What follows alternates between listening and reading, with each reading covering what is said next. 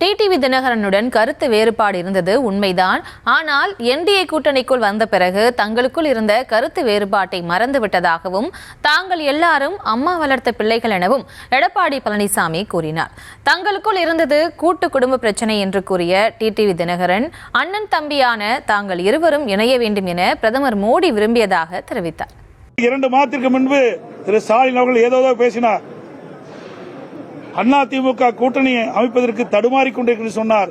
முதற்கட்டமாக பாரதிய ஜனதா கட்சி இணைந்து தேசிய ஜனநாயக கூட்டணியிலே இன்றைய தினம் பாட்டாளி மக்கள் கட்சி,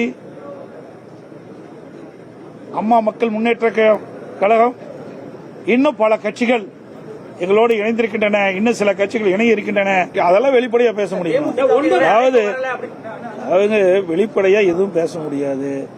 நாங்க ஒவ்வொரு கட்சியும் எங்க கூட்டணியில் இணைகிற பொழுது பத்திரிகையாளர் சந்தித்து அதை நாங்கள் தெரிவிக்கிறோம். எப்படியாவது ஒரு குழப்பத்தை உண்டாக்கலாம்னு முடிவு பண்ணிக்கிறீங்க.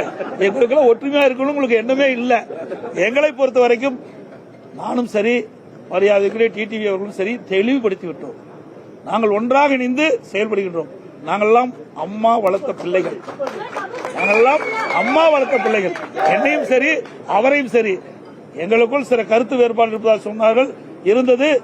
எப்பொழுது இணைந்தோமோ அத்தனையும் மறந்து விட்டோம். இனி எங்களுக்கு மாண்புமிகு அம்மா அவர்கள் விட்டு சென்ற பணியை தொடர வேண்டும் என்பதுதான் எங்களுடைய நிலைப்பாடு. அவருடைய நிலைப்பாடு ஒற்றுமையாக செயல்படுகிறோம். ஊடக நண்பர்களும் பத்திரிகைகளும் அதுக்கு துணை நிற்க வேண்டும் என்று அன்போடு கேட்டுக்கிறோம். ஆமா, நிச்சயமா 210 இடங்கள் கூடுதலா இருந்தாலும் குறையாது. ஏன்னா இன்னைக்கு மக்கள் இந்த ஆட்சி வெறுத்துட்டாங்க. வைகோ எந்த அளவுக்கு திமுக பத்தி விமர்சனம் பண்ணார், எந்த அளவுக்கு ஸ்டாலின் பத்தி விமர்சனம் பண்றாரு, அதெல்லாம் கேட்க மாட்டேங்கிறீங்க. அதெல்லாம் உங்க தொலைக்காட்சியில் போட மாட்டேங்கிறீங்க. அதோட பேசின எந்த தலைவருமே பேச கிடையாது. அவ்வளவு மோசமா பேசின அந்த வைகோ ஸ்டாலினோட இணைஞ்சிருக்காரு. மேல் தளத்துல ரெய்டு, அறிவாலயத்தில் மேல் தளத்துல ரெய்டு, தரைத்தளத்துல கூட்டணி.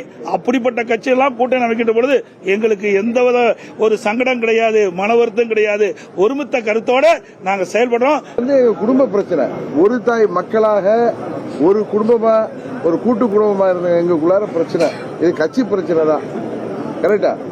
இதுல எங்களுக்குள்ளார மனஸ்தாபம் இருந்து பிரிந்து இருந்தது உண்மை. இதான் நான் நேத்துல சொல்லிட்டு இருக்கேன். நான் 21ஆம் தேதி சொல்லிட்டு இருக்கிறேன். எங்களுக்குள்ளார பிரிவு இருந்தது உண்மை, எங்களுக்குள்ளார மனஸ்தாபம் இருந்தது உண்மை. ஆனா மாண்புமிகு அமித்ஷா அவர்கள் 21 முயற்சி செய்தார்கள். அப்பொழுது நடக்காமல் போய்விட்டது. 26ல் நாங்கள்லாம் ஒன்னா இருக்கணும்னா மாண்புமிகு அமித்ஷா அவர்கள் என்னிடம் பேசும் பொழுது மாண்புமிகு மோடி அவர்கள், நீங்களும் அண்ணன் பழனிசாமி அவர்களும் ஒன்றாக இருந்து இந்த மக்கள் விரோத திமுக ஆட்சியை நீங்கள் வீட்டுக்கு அனுப்புவதற்கு எங்களுக்கு உதவி செய்ய வேண்டும் என்று கேட்டார்கள். எங்களோடு வர வேண்டும் என்று கேட்டார்கள். அதற்கு நான் அவர்கள் பார்த்த அன்றைக்கே அதற்கு ஒத்துக்கொண்டு வந்துவிட்டேன். அது நடந்து 2-3 மாதங்கள் ஆகிறது.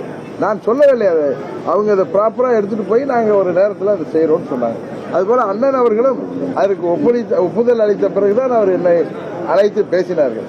இதுதான் உங்களுக்கு தெரியும்.